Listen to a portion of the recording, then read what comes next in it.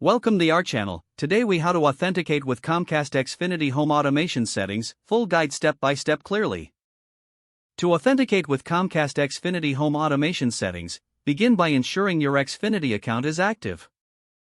Open the Xfinity app on your mobile device or visit the Xfinity website on your computer. Log in with your Xfinity ID and password. If you do not have an account, you will need to create one. Once logged in, navigate to the Home section in the app or website. Look for the Devices or Home Automation option. Select the automation feature you wish to access. If prompted, enter your two-factor authentication code.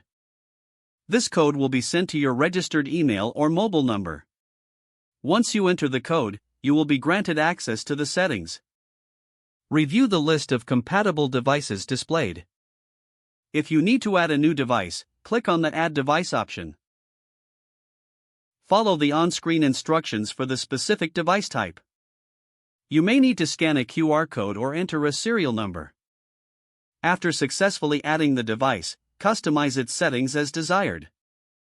Adjust options like schedules, scenes, or notifications. Make sure to save any changes you make during this process. Once completed, test the automation settings to ensure functionality. If you encounter issues, refer to the Help section for troubleshooting tips.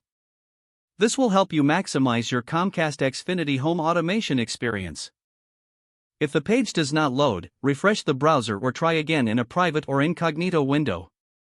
Make sure you are using the correct email address, then retype it carefully to avoid small typos. If your password is not accepted, use the Reset option and create a new strong password you can remember. Check your spam folder for verification or security emails, then complete any requested confirmation. Enable two-factor authentication if available to improve account security and reduce unauthorized access risk. After signing in, review your profile details so your contact information and settings are accurate and current. If you see an error message, note it down and try again after restarting your device and internet connection.